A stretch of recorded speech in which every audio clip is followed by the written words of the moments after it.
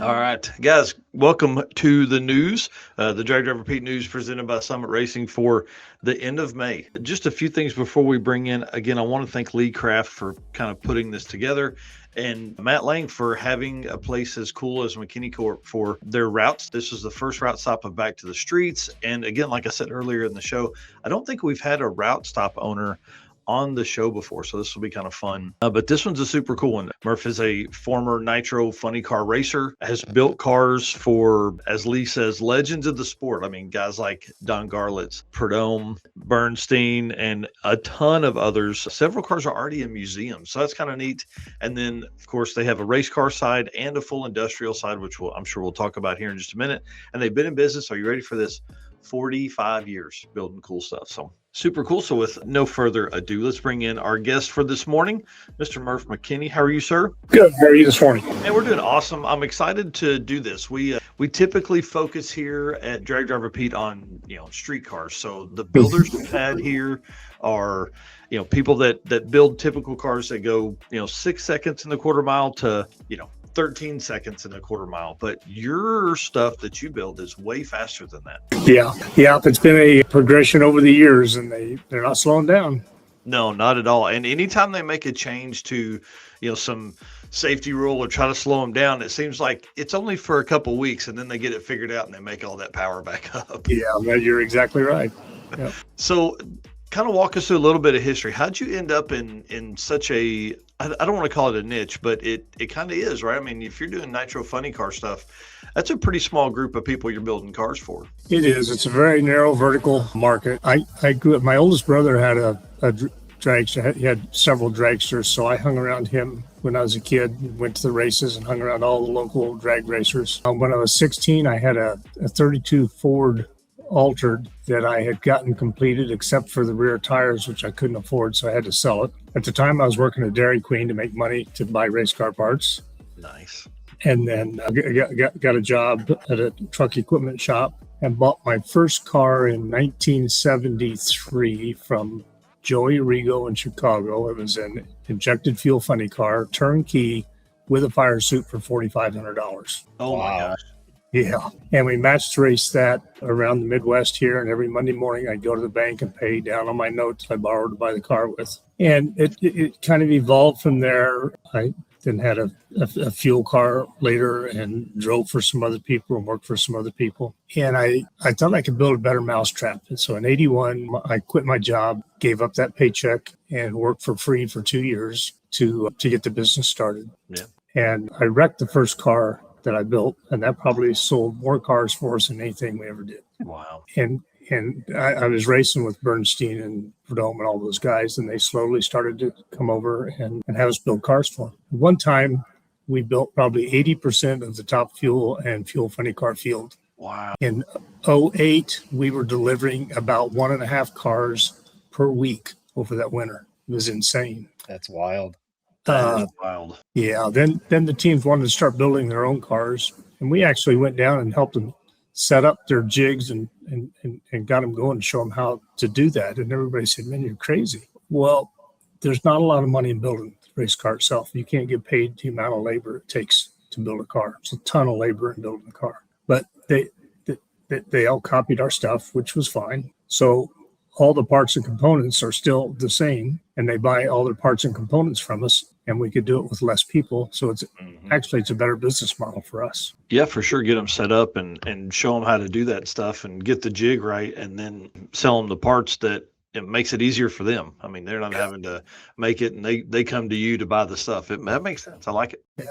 And you made a comment earlier about your drag and drive people. They're all do-it-yourselfer stuff. And quite frankly, I've never thought about that market, but that's kind of what we target in the drag race market today is the do-it-yourself guy. We've got all the hardware and tabs and brackets and stuff that you need to do just about anything on a race car on the shelf that's there, to ship out every day. Yeah, one of the stories that Lee shared with us was that a guy needed like a pretty specific piece of metal to fill a gap or something, and he was in the parking lot, and you guys got to talking, and you guys ended up having that piece that he needed on the shelf ready to go, and he just could buy it right there. Yeah. That's pretty awesome. Well, From street miles to track passes, your fuel system has one job: perform when it matters most.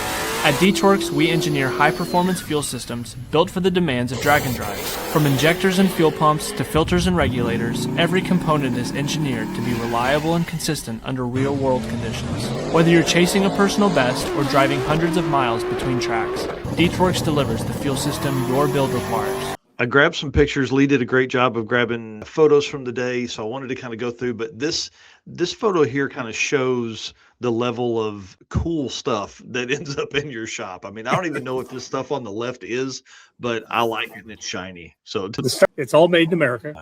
Those pedals on the left are throttle pedals that we use in both dragsters and funny cars, and we sell, out the door. Yeah. Those parts on the right are parts for Caterpillar. We do a lot of work for Caterpillar. They've got a factory here in our local town. We do a lot of work for them. How cool. And then there was a post on your Facebook page, which is McKinney Corp. You guys can go find it. That was some crazy looking bolt for a Subaru. And I didn't grab a picture of it, but it's like a two-sided rounded head bolt. Like it looked so weird. But you said that in the post, it said that was something you guys do for one of your customers. We make a lot of stuff for Subaru, a lot of special tooling like that bolt. I think that bolt was a bolt they used on the dyno on their flywheels. Wow. But we make special sockets with magnets in them and special little, we call it the gear from hell.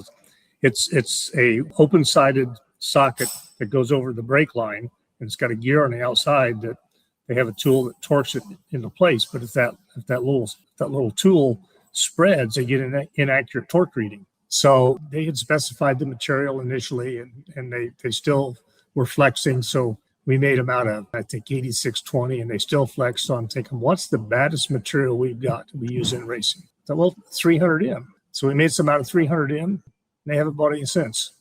Oh, that'll teach you. But that fixed it. That worked. That's awesome. Well, I guess you kind of answered my next question. It's like when you end up in that and with those tools, like when you end up in the industry of building cars, you race those cars, which typically ends up, that's what you end up building, right? Because that's where you know where to start. And then it kind of, hey, this part will work on all of these other cars as well. So you grow from there, right? Yeah.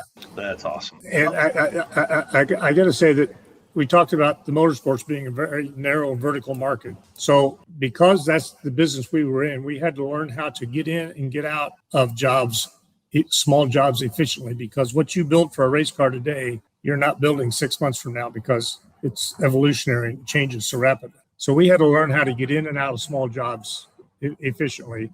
And that served us well on the commercial side, because a lot of the stuff we do for Caterpillar is prototype work, and a lot of the stuff we do for Subaru is all short run, small stuff. So, the good Lord was looking out for us and preparing us for this, and we didn't even know it. Yeah. Matt Lang jumping in here, promoter for Back to the Street, says thank you for, probably one, being on here, but then two, letting all of our hooligan drag and drive racers come through the parking lot. Yeah, that was a fun day. So switching to talk about the route stop there, what did you think of all the different street cars that you saw come through? I thought you might ask that. And what comes to mind is there's no cookie cutter cars. That's exactly right. They're all different, and that's refreshing to see, because we kind of lost that in professional drag racing. It's good to see the ingenuity and the thought process that goes into what they're doing, and the variety of what they've got. That's pretty cool. These shots here were just some I grabbed. Again, shout out to Lee Craft for putting these up. But I mean, talk about a grouping of cars, especially like this shot with all the Walter Racecraft cars. I mean, you've got two third gens, but then you've got Jason Upchurch's Falcon in there too. Yeah. Did you have a favorite car that you had seen come through? Probably the guy that had the pickup truck with the turbochargers in the bed. Yeah, I like that one. The little white S10. Yeah, that was a cool setup. And I think that guy, he was on a hard tire racing as well. So like a regular 220 treadwear street tire. Yeah. Sometimes people like to do it the hard way. Yeah. Coming from the world you come from, nitro and methanol and all that kind of stuff, those guys don't run radiators or anything like that. Were there a few cars that kind of surprised you that like these people actually put this on the street? Yeah, there were. It was just an interesting mix of cars to see. They had stuff loaded in the trunk or up in the back of the bed or on a trailer, knowing that they had raced that car in the track, converted it to drive down the street and then come back. Yeah. It reminded me, I used to go with SFI to Europe every year for about 20 years. And the rally racing cars over do that. We'd go to a rally race, and as we were driving to the next town, these rally cars would be passing us on the street going to the next race. Yeah. Yeah. And Matt Lane corrected me. Yeah, Adam Hodson in the gray S10 there with the turbos way up over the hood, Yep. over the roof line. Yeah. That's one of my favorite trucks ever. That guy is awesome. And he ended up winning the whole thing. So, it's probably because he was in the McKinney Corp parking lot. That's all I'm saying. Just that extra horsepower from you guys over there. All right. To kind of wrap this up, we do have a question though. Do you have a street car, like a fun, street in strip, a drag and drive car you could bring out at some point? I don't. The closest thing I ever had to a street car was a 4-door 66 Chevrolet 4-door Biscayne, 6-cylinder, 3 on the tree. We called it Cream Puff in high school. That's awesome. Well, But all my hard-earned money goes to airplanes. I like to fly. oh, all right. Well, let's talk airplanes for just a second. What is your favorite plane to fly? What do you have that you enjoy? I've got a Cirrus SR-22T turbocharged. Oh, fun. I've had about 6 planes over my career, and we bought this one new in 21. I had a 2004 SR-22 before that for about 11 years. How cool. Yeah. Man, yeah, Eric, that's what we need. We need planes, bud. Yeah. It would make getting to races so much easier. I'll tell you that. Yes, it does. Like a C-130 or something like that I can fly into, drive my car into so I can drive it once I get to town. Monday Morning Racer on here saying it was great to have Back to the Streets roll through. It sure was. He did a great job of documenting the visit, walking around the parking lot and all that kind of stuff. So we appreciate him and again putting this together. I'd like to have you on sometime in the future and really kind of dig in and talk about some of the parts and pieces. And I need to do my own research on kind of how that crossover is. I know we've talked about Nitro Funny Cars, and typically street car guys, that doesn't mean anything to them because we're all, running regular door cars. But there's a lot of parts and pieces that you guys carry that would work for what we do every day here. So I'd love to have you back on and talk through some of that. And Yeah, I'd love to do that. yeah, do all that stuff. So Murf, thank you so much for making the time this morning. We appreciate you coming on and hope you have Thanks a for great having rest of me. your day. Yeah, and thanks all the guys for stopping by. It was a great group, and it was a fun day. That's awesome. Thank you so much, sir. We'll see you soon. All right, see ya. Dude, how cool. Yeah, super cool. Like I don't know if have we ever had a Nitro Funny Car guy on here? Other than probably having Monday Morning Racer, that was probably, the closest thing we had. Right? Yeah, that's Dustin saying Sick Rainfest is finally drying up. Hey, that's the way it goes, man. You're in the Midwest. That's where it's at. Yes, sir. Oh, cool. All right. Well, let's get rolling here. Again, thanks to Murf for coming on. Appreciate him being such an open book there for a few minutes. I would like to have him back on and talk about some of the parts and pieces. And again, thanks to Deechworks for the support. Of course, Racer Party sponsor for the circuit, Feed the Racer Party or Feed the Racers sponsor as well at all of our street and strip series, which is our 3 single day events. Our 3 single day events. So we'll be doing snacks and all that kind of stuff at Velocity Motorsports, thanks to Deechworks. All That's right, awesome. sir. Let's do some car change 3D stuff though, man. All right. What fills all of those photos is our race car friends. Bro, Absolutely. we can't do it without these folks. I have probably had, I wish sometimes I could just show the amount of messages I get every day. And I can't imagine what like people like Derek Putnam and, those guys get. It's insane. It's insane. I bet I probably message back and forth with 10 to 20 people every day about stuff. And guys, I just want to say thank you for that. It's so cool to be kept in the loop on a lot of people's builds, on a lot of updates that people are making and just where they're going, what they're doing, all that kind of cool stuff. So thank you for doing that. I appreciate it. But guys, hit the share button as we move into the show. This is going to be a good one.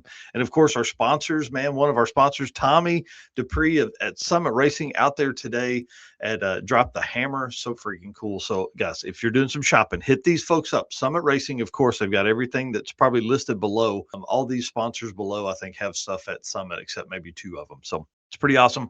Deechworks, who we have a new commercial for today. I'm so excited to have that. It's going to be awesome. It features Mark Campbell's car plus a bunch of other parts and things like that they've got. Molly Motorsports, of course.